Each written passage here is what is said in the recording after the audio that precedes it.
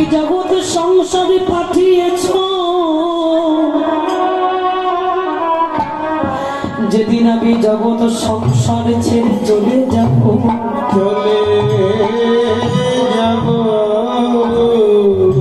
ওগো দয়াময়, সেদিন আমার বদন থাকিবে, কথা বলিবার শক্তি থাকিবে না।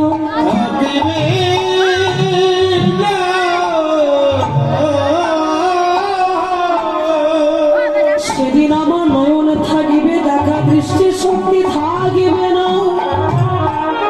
সেদিন আমার করণ থাকিবে, কিন্তু শনিবার শক্তি থাকিবে না।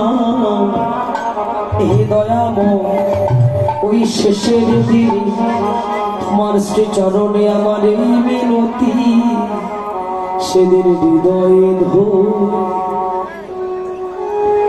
ধরিব তোমার,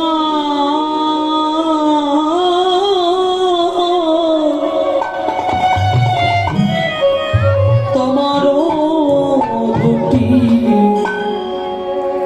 চরণ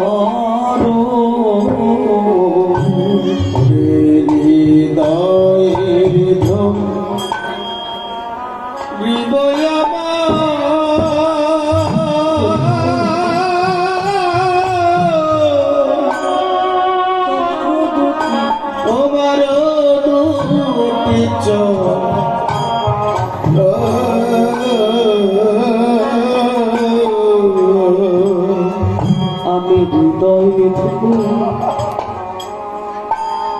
ধরিব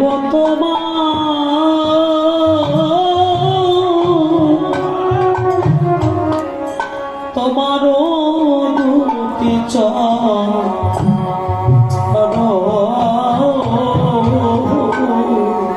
হৃদয়ে ধরিব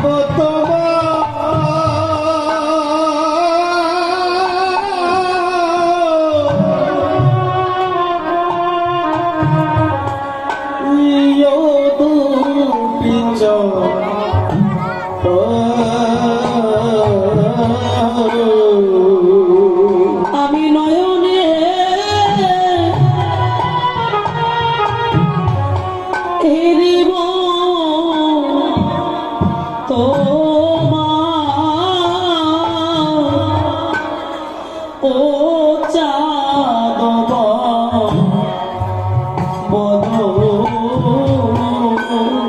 আমি নয়নে হেরিব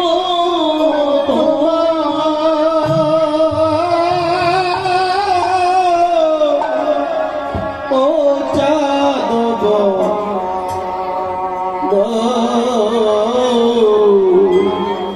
হে দয়াময়, বদনে বলিব সদা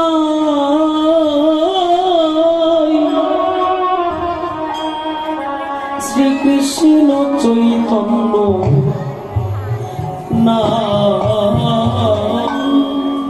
বদনে বলিব সদা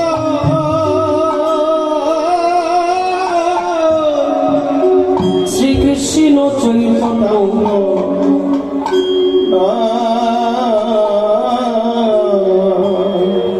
আমি বলিব সদা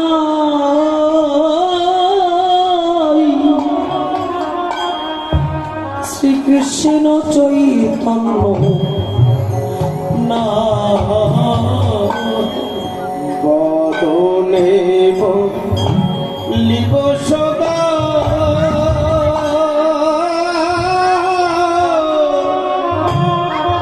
শ্রীকৃষ্ণ চৈতন্য না। দেবতী ইচ্ছা মোর, আমি জীব পরাণ দয়াময়, সেদিন যেন এমন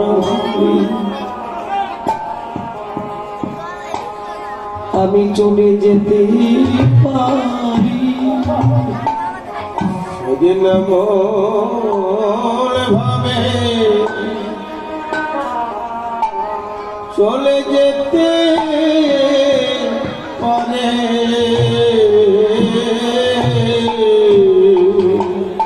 আমি যেন এমন ভাবে চলে যেতে পারি। সেদিন মন ভাবে চলে যেতে পারে, তোমার মধুর কৃষ্ণ নাম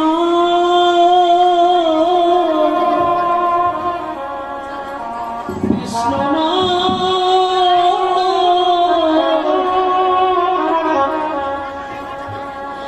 বদনে বলিতে বলিতে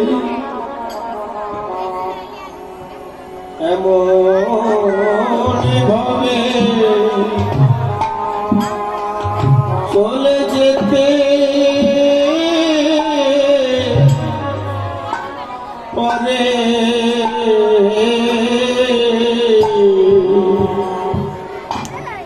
তোমার মধুর কৃষ্ণ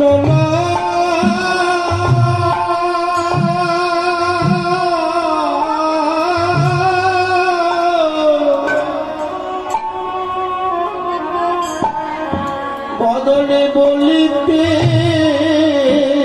বলিতে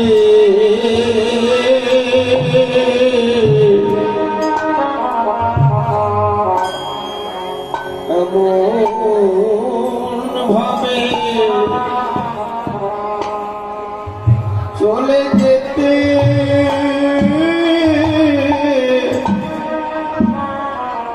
পারি,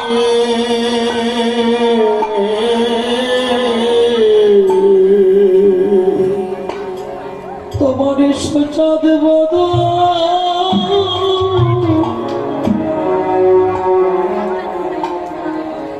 তোমার চাঁদ বদন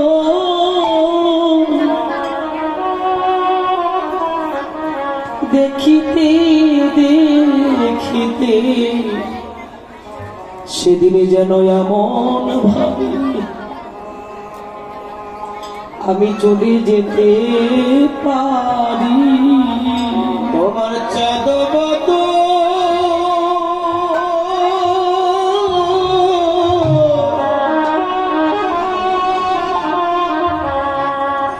দেখিতে দেখিতে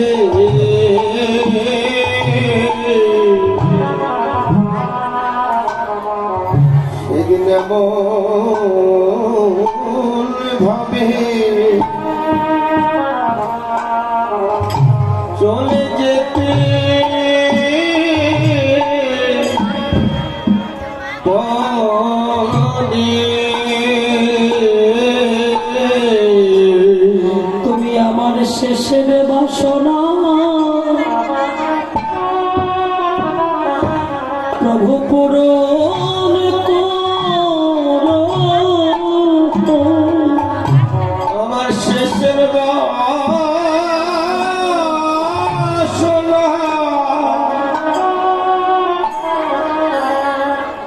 আমার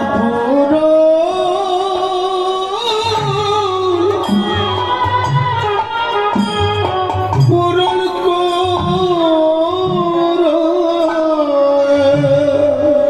ওহে পতিত প্রভু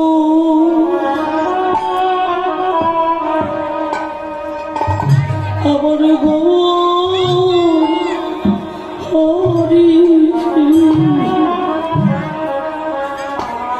তুমি আমার শেষের বাসনা আমার পূরণ করো। ওহে পতি পাব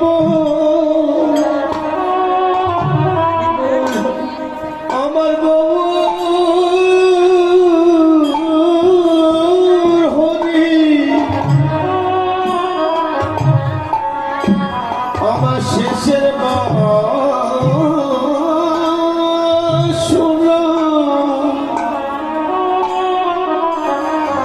তুমি পুরো করো সেদিনে জগতে তুমি বিনে আমার আর কেহ নাই গো, তুমি আমার শেষের বাসনা আমার পূরণ করো। তুমি বিনে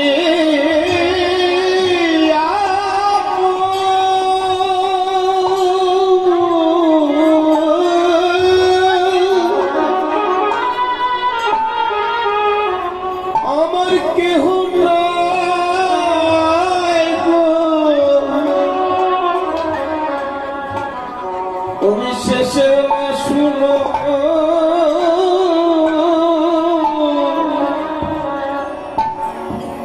আমায় পুরো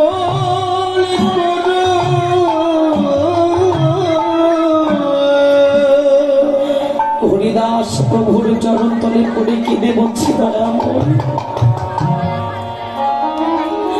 যেদিন আমার এই জীবন বেলাটা ডুবিয়ে যাবে সেদিন আমার বদন থাকবে, কথা বলতে পারবো না।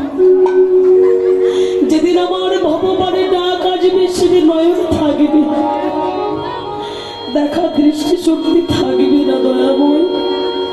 সেদিন আমার দুটি কর্ণ থাকবে, শনিবার শক্তি থাকবে না।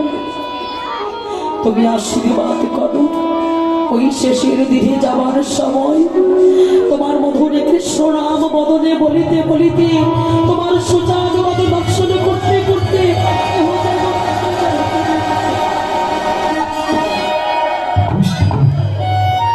হরিদাস কথা দিলাম আমি তোমার মনোবাসনা পূর্ণ করব, আর কিছু চাইনি দয়াময়। আরেকটি ছোট্ট বাসন, এই জগতে তুমি বিনে আপনত আমার আর কেহ না, কেহ না প্রভু গো। এই জগতের মাঝে যদি কোনো পিতা মারা যায়, তার সদগতি করিবার জন্য তার সন্তান থাকে। যেদিন আমার কৃষ্ণ বলা পাখি এও জগতে ছেড়ে চলে যাবে, আমার মনে বড় বাসনা প্রভু, যেদিন আমার জীবন বেলাটা ডুবে যাবে, প্রাণ পাখি বাহির হয়ে যাবে, তুমি আমার পুত্র হয়ে আমার দেহের সমাধি করবে। কি বলছো? কথা দেওয়া যে বস্তু জীবনে কাউকে দান করতে পারিনি, আজ আমি ভগবান হয়ে তোমায় কথা দিলাম, কথা দিলাম হরিদাস, আমি তোমার সন্তান হই, আমি তোমার পুত্র হই, তোমার দেহটা সমাধি করব। তবে কোথায় জানো? শ্রীক্ষেত্র ধামে, ওই পুরী ধামে তোমার দেহ আমি সমাধি করব। আমি তোমার কথা দিলাম।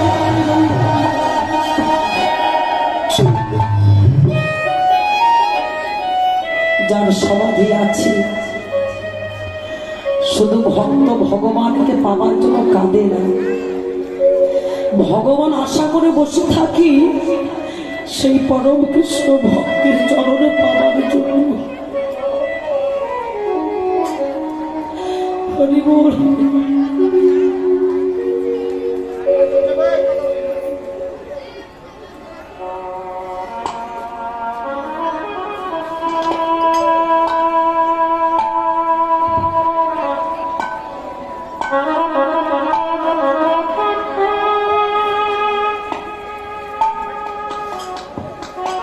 ভক্ত যেমন আশা করে বসে থাকে ভগবানের চরণ পাবে, ঠিক তেমনি ভগবান আশা করে বসে থাকে সেই পরম ভক্তের চরণ ধুলি পাবার জন্য। প্রভু যখন নীলাচলে চলে গিয়েছিল, প্রভুর সঙ্গে সঙ্গে হরিদাস নীলাচলে চলে গিয়েছিল। প্রভু যখন ভক্তগণের সঙ্গে করে নাম সংকীর্তন করে বেলি অবসান কালে গম্ভীরায় ফিরে যেত, হরিদাসী যখন ৮০ থেকে ৮৫ বছর বয়স হয়ে গিয়েছিল, চরণার চলে না নয়ন আর দেখতে চায় না, কান আর শুনতে চায় না। ওই পণ্য কঠিনে বসে হরিদাস যখন নাম জপ করেছিলেন, শেষের দিনে নাম জপ করতে করতে হরিদাসে বড় কষ্ট হচ্ছে, নাম করতে পারছে না। প্রভু ঠিক এমন সময় ভক্তগণ সঙ্গে করে যখন গম্ভীরায় ফিরে যাচ্ছে, দেখছে হরিদাস বসে বসে নাম জপ করছে, কিন্তু বড় কষ্ট হচ্ছে। প্রভু ধীরে ধীরে হরিদাসের কাছে দাঁড়িয়ে বললেন, হরিদাস, কি আমি বুঝতে পারছি তোমার এই 3 লক্ষ নাম পূর্ণ করতে বড় কষ্ট হচ্ছে। হরিদাস, আমি বলছি তোমায় আর নাম করতে হবে না, তুমি ছেড়ে দাও। তোমার নাম আর পূর্ণ করতে হবে না, তুমি নাম ছেড়ে দাও। হরিদাস কেঁদে বললেন, দয়াময়, তুমি নাম ছাড়তে বলছো? দয়াময়, হরি নাম তো আমি ছাড়তে চাই, কিন্তু হরি নাম তো আমায় ছাড়ে না। দয়াময়,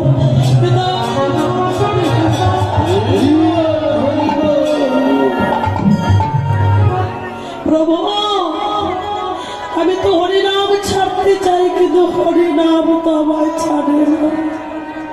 হরিদাস, কি বলছো?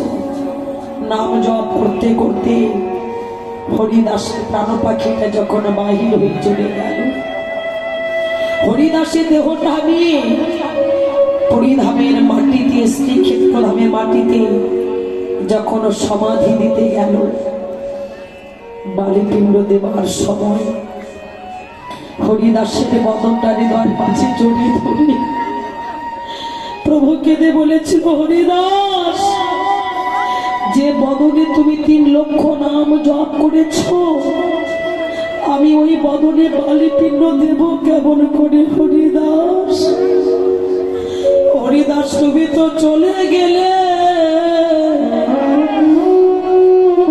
একেবারে বলে গেলে না। বলো বলো হরিদাস, আজ তোমার মতো ভক্ত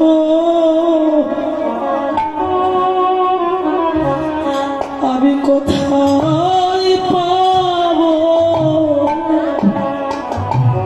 আজ তোমার মতো ভক্ত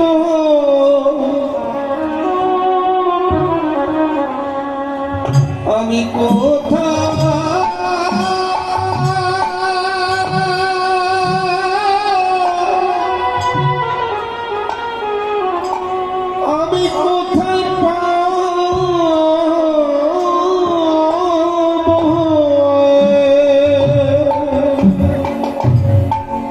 আমি যে জনমের মতো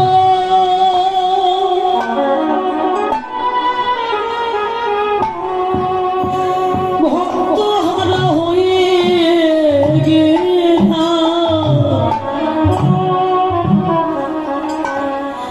বলো হরিদাস, তোমার মতো ভক্ত আমি আর কোথায় পাবো? আমি জনমে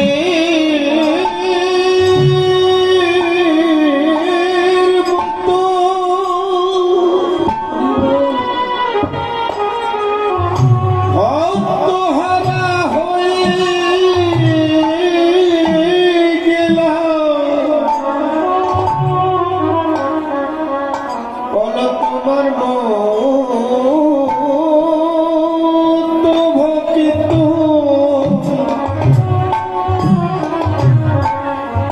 আমি কোথায় পাবো?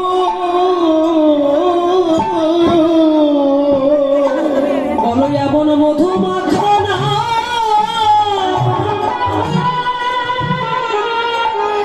এমনই কৃষ্ণ নামকে শোনাবে,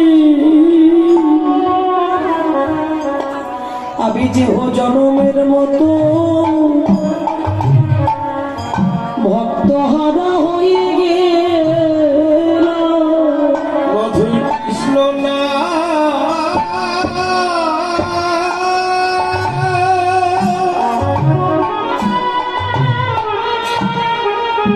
কৃষ্ণ নাম কেশব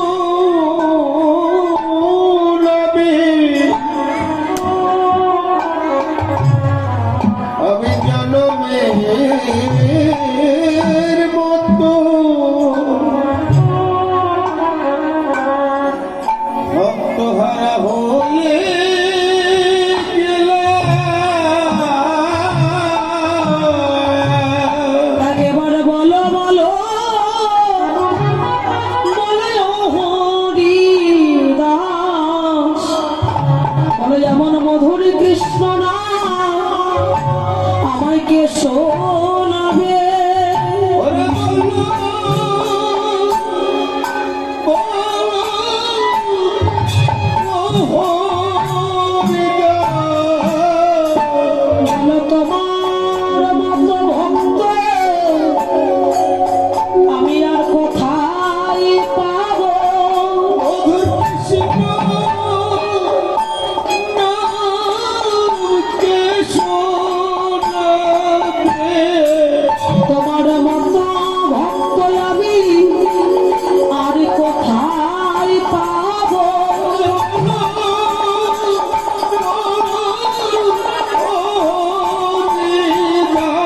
এমন মধুর কৃষ্ণ নাম আমাকে শোনাবে আর বলো বলো ও হরিদাস তোমার মতো ভক্ত কোথায় পাবো বলো বলো তোমার মতো ভক্ত কোথায় পাবো আমি জনমের মতো ভক্ত হারা আমি হয়ে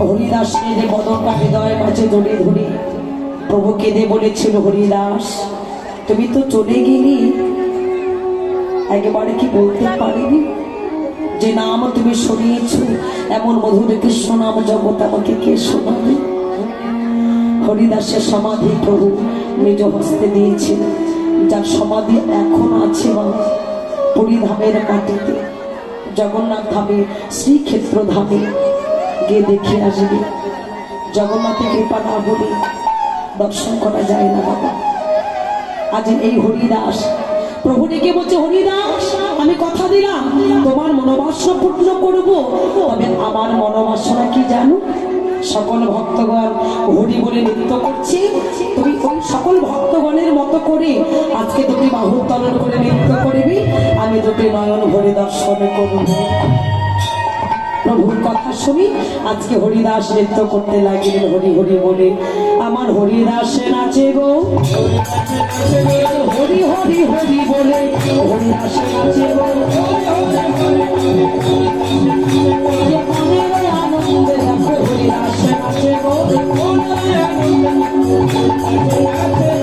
এই যে হরিদাস নৃত্য করলেন এখন আরো আছে বাবা এবার এসেছে নাকি ভুড়ি মোটা ভুড়ি মোটা কে বাবা ভুড়ি মোটা গোপাল ভাঁড় আরে না না গোপাল ভাঁড় নয় তোমার বাবা সে শুধু তোমার বাবা নয় এই জগতের সংসারে সবার বাবা আমার বাবা তার বাবা কে বাবা সে ভোলানাথ তিন যুগে ছিল ভোলানাথ আর কলিযুগের মাঝে নাম হলো অদ্বৈত আচার্য প্রভু ভোলানাথ কি করেছিল রাস দেখবার জন্য ছুটে চলেছিল না সেই কথা মনে পড়ে গেছে আর এই মহারাষ্ট্রে দাঁড়িয়ে হয়েছিল কে বাবা পার্বতী যার অনেক নাম আছে দুর্গা চণ্ডী জগদ্ধাত্রী বাসন্তী বনবিবি কাত্যায়নী মহামায়া ত্রিনয়নী কি বাবা তাই তো ভগবান শ্রেষ্ঠ নাম দিলে যোগমায়া কেন নাম দিলেন তার একটি কারণ আছে ওটা আমি পরে বলবো তো এমন সময় দুর্গা দাঁড়িয়ে আছে মহারাষ্ট্রে দাঁড়িয়ে হয়ে আর এদিকে ভোলানাথ একেবারে পাগল হয়ে ছুটে চলেছে আর পার্বতী লক্ষ্য করে বলছে সর্বনাশ ভোলা যদি রাসমঞ্চে চলে যায় তাহলে তো রাস হবে না গো আর অমনি দুটি বাহু প্রসার করে বলছে দাঁড়াও এই কোথায় যাচ্ছ কি বলছো রাস দর্শন করতে এই যে শোনো আমি তাই ভিতরে যেতে পারিনি আমি তাই এখনো দাঁড়িয়ে আছি দরজার সম্মুখে আর তোমার এত বড় সাহস তুমি রাসমঞ্চে যাবে রাস দর্শন করতে এই যে শোনো যদি কখনো বৃন্দাবনে গোপী হতে পারো সেই দিন তোমার রাস দর্শন হবে তার আগে কখনো নয় যাও চলে যাও আর অমনি ভোলাকে একেবারে তাড়িয়ে দিয়েছে ভোলা তো একেবারে সেন্টিমিটার উঠে গেছে পার্বতী তুমি আমাকে তাড়িয়ে দিলে তবে শোনো আজ না হোক একদিন ভগবানের রাস আমি দেখবই দেখব এই বলে ভোলা আমার চলে গেল একদিন একদিন, 2 দিন, 1 সপ্তাহ গত হয়ে গেল। তারপর ভাবছে আমাকে রাসে দেখতেই হবে। ডাইনে বামে 2টি ছেলে ছিল, একটা নাম হচ্ছে নন্দী আর একটা নাম হচ্ছে ভৃঙ্গি। মাথায় বড় বড় শিং ছিল। আয় নন্দী, আয় ভৃঙ্গি, তোর মায়ের কাপড় আমাকে একটা এনে দে। হ্যাঁ, নতুন পুরাতন যে একটা এনে দে। এটা কবে কিনেছিস? ও, এটা পয়লা বৈশাখে কিনেছিস? এটা পরে যাব। এটা কি পরা যায়? ওরে আমার পেট ঢাকে তো পিঠ ঢাকে না, পেট ঢাকে তো পিঠ ঢাকে না, বসনে রোমেলো হয়ে যায়, পেট ঢাকে তো পিঠ ঢাকে না।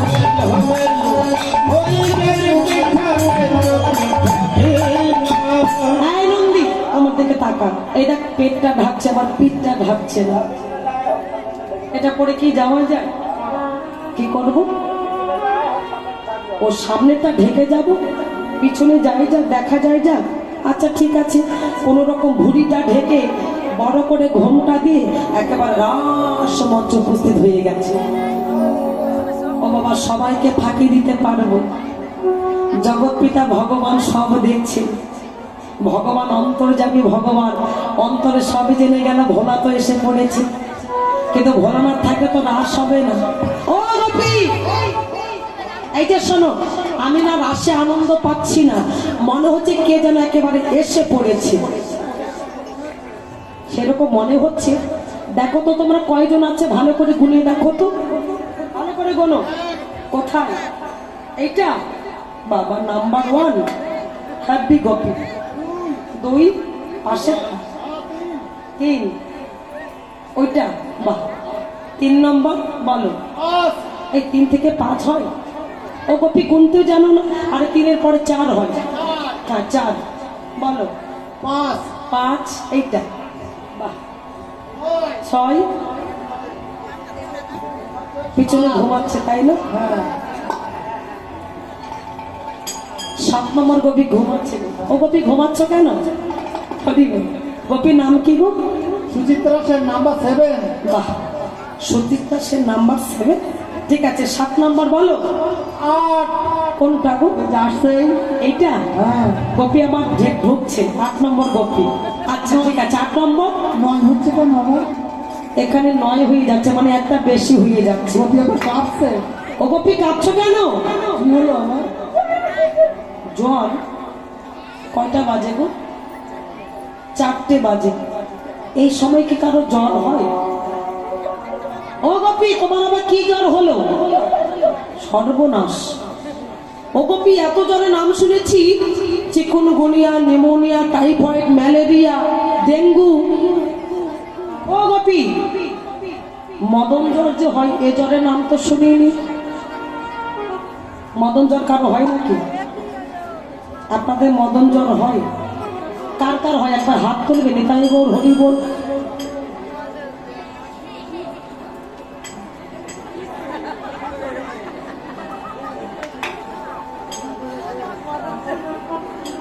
বুকে বল আছে বলেছি, আর কে বলতে পারলো না, সাহস আছে বাবা। এই বয়সে মদন জ্বর হয়? এই বয়সে মদন জ্বর হয়? দিনে কবার করে হয়? বলছি দিনে কয়বার করে হয়? হয় না? হাত তুললে। ও তুলতে বলেছে তাই তুলেছ? মদন জ্বর বুঝতে পারোনি কাকে বলে? আচ্ছা ও গোপী, মদন জ্বরের লক্ষণটা কেমন বলো তো? ঝাঁকুনি, কাঁপুনি, তারপর অজ্ঞান। আচ্ছা এদিকে কারোর হয় না, একজনের হয়। ও মা, তোমাদের কি মদন জ্বর হয়? হাত তোলো তো দেখি কার কার হয়। নিতাই গৌর হরি বল।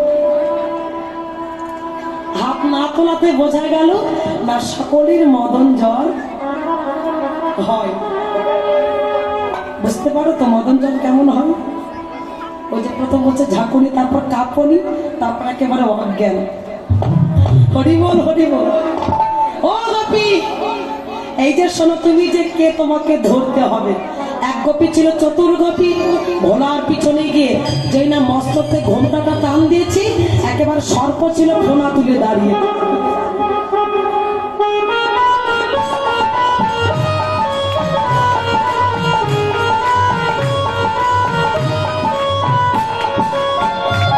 এই যে দাঁড়াও,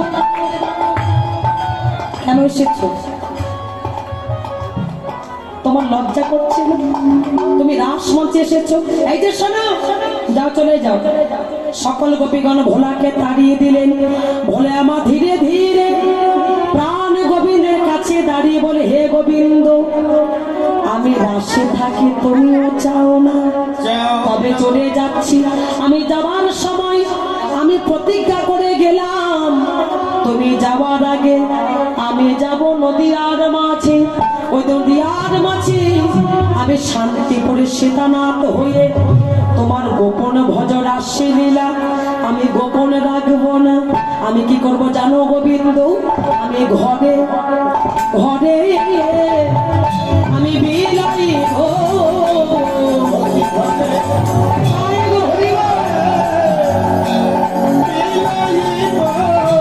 ঘরে ঘরে, কোন ঘরে? ওই ইট ইট মানে সিমেন্টের ঘরে নয়, এই ভক্তের হৃদয় ঘরে ধরা আমি বিলাই গো, ঘরে ঘরে আমি বিলাই গো, তোমার গোপন ভাজ এই না রাশিলা আমি ঘরে ঘরে আমি বিলাই গো, আমি ব্রজ ছেড়ে নদিয়ায় যাব, ব্রজ ছেড়ে নদিয়ায় যাব, আমি ঘরে ঘরে আমি বিলাই গো। পার্বতী ছুটে এসে বলে, দাদা পারবে না, পারবে না, আমি যতদিন থাকবো এই গোপন ভজ রাসলীলা গোপন থাকবে, তুমি কখনো প্রকাশ করতে পারবে না। পেরেছিল বাবা। নবদ্বীপের মাঝে 3.5 জন ভক্ত নিয়ে প্রভু রাসলীলা করেছে। সে রাসের নাম কি হলো? কি রাস? কি রাস বাবা? গুপ্ত রাস। যেখানে আছে গুপ্ত বৃন্দাবন, সেখানে লীলা চলছে। কোথায়? জগন্নাথ ধাম, পুরী ধাম। অদ্যাবধি সেই লীলা করে গোড়ারায়। কোন কোন মহান ভগবান ভগবতী সেই লীলা দেখিবার পায়।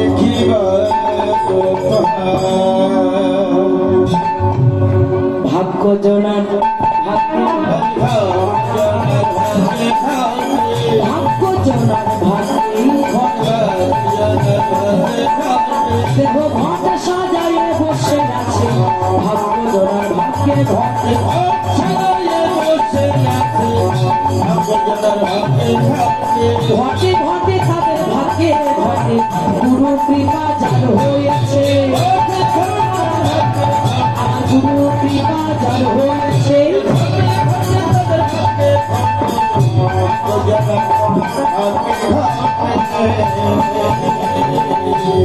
ভোলানাথ আচার্যকে বলে, দয়াময় আমি কি তোমার চরণ পাবো না? প্রভু বললেন, পাবে। যেদিন শান্তিপুরে সীতানাথ হবে আমি তোমায় কথা দিলাম, ঐশ্বর্য পরিত্যাগ করে, রাজপ্রাসাদ পরিত্যাগ করে, সানা মাখন পরিত্যাগ করে, মহা ফাল্গুনী পূর্ণিমা তিথিতে যেদিন আমি গৌর হয়ে যাব, সেদিন তোমার মনোবাসনা পূর্ণ করবো। তাই গৌরী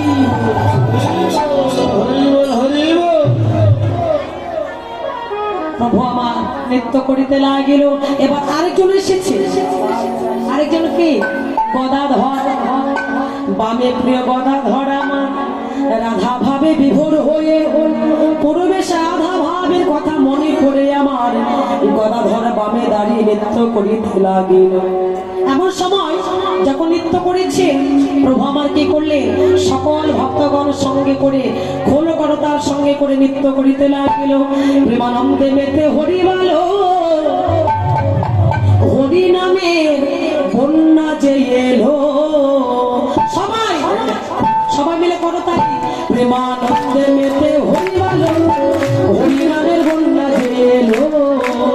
প্রেমানন্দে মেতে হরি বলো, হরি নামের বন্যা যে এলো। আচ্ছা,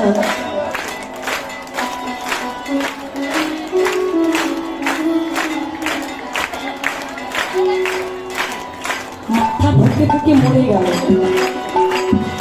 দেখে দাও, দেখে দাও, সবাই করো তাই দেবে, তুমি ঘুম ভেঙে যাবে। তাই হরি বল, সবাই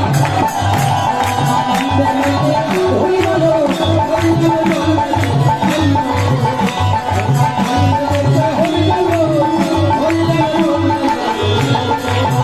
বন্যায় যাই বলি হারি,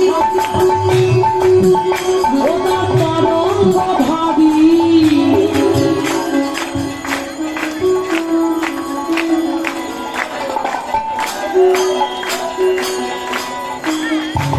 হরি নামে ডুবে গেলে নিদ্রা আসছে না। আচ্ছা বলো তো, তরঙ্গ মানে কি? তরঙ্গ, তরঙ্গ মানে কি বাবা? তরঙ্গ মানে জানো না? ঢেউ, ঢেউ। আর ঢেউ হয় না, কি করে হবে রে? আর ক্যালসিয়াম নাই, ফুরিয়ে গেছে, জল শুকিয়ে গেছে বাবা। কবি বলবো রস না থাকে ঢেউ খেলবে কোথায়? বন্যার যাই বলি হারি,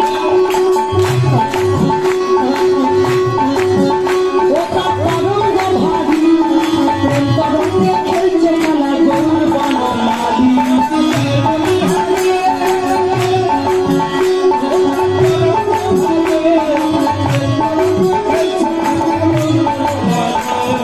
সঙ্গে প্রভু, আবার সঙ্গে প্রভু নিত্যানন্দ সমাজে ডুবে গেল।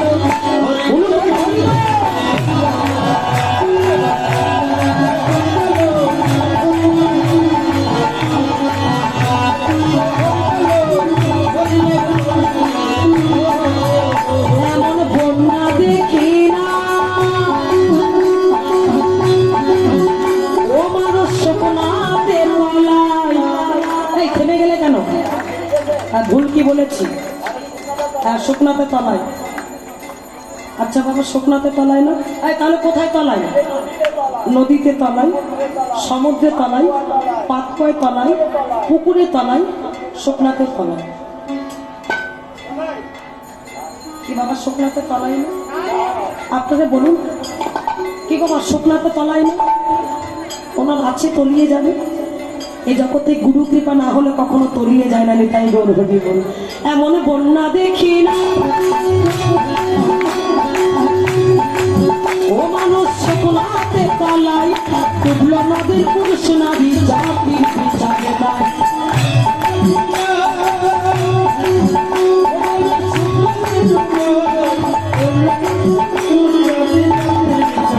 ওই দেখো হরিদাস, ওই দেখো হরিদাস, কাজের ছেলে সমাজে ডুবে গেল।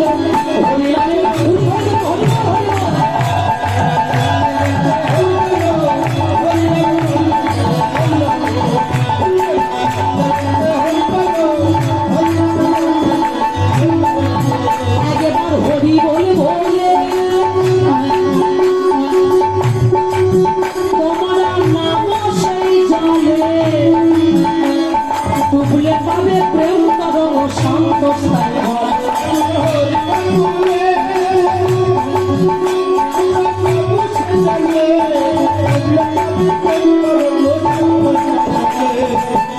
যিনি গানটাকে লিখেছেন সন্তোষ ভট্টাচার্য। সুমন ভট্টাচার্যের পিতা, যার বাড়িটা ভারতবর্ষে বাবা, তিনি নিজ হাতে গানটাকে রচনা করেছেন। কি বললেন? একবার হরি বল বল তোমার নাম সেই জলে টুকলে পাবে প্রেম তরঙ্গ সন্তোষ তাই হবে।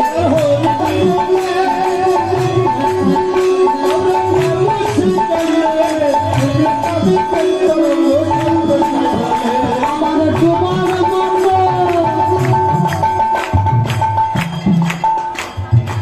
ডোবার মতো ডুব না দিতে পারলে কি হবে বলো হরি। এই, কে মরেছে? কেন হরি বল বললে? হ্যাঁ, কে মরেছেন বাবা?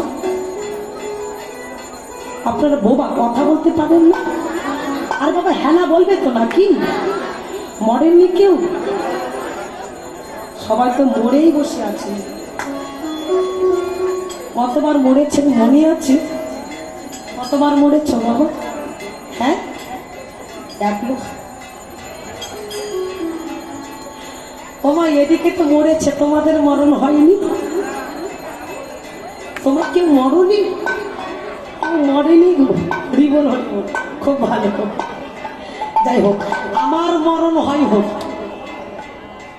আর যেন কারো মরণ না হয় লক্ষ্য রাখবে, ঠিক আছে? হরিবল, মরা যদি রক্ষা করতে না পারলাম তাহলে ভজন হলো কি করে গো? তাহলে ডোবার মতো ডুব দাও, আবার ডোবার মতো, আবার ডোবার মতো যে ডুবেছে সেই কেমন আমার পেল হরিনামে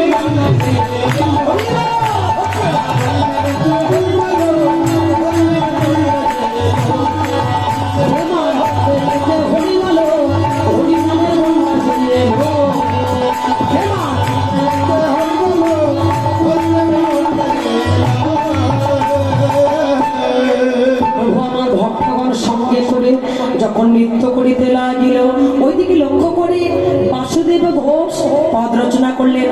বাসুদেব ঘোষ কহে কনই বিলাস শিলা গোড়া চাঁদ করিল প্রকাশ,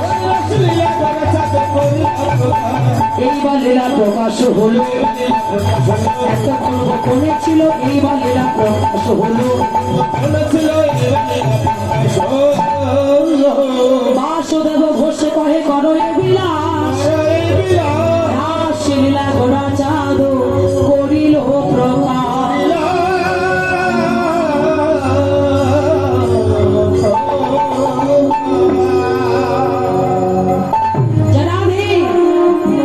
এতক্ষণ কোথায় ছিলাম? বসেছিলাম। এবার যাব কোথায়? বলি কারা কারা বাড়িতে যাবেন হাত তুলুন। রাধে রাধে হরি বল। বাড়ি যাবে। শুনেছি চাপাই জেলার মানুষ নাকি একেবারে চালাক, একটাও চালাক নয়।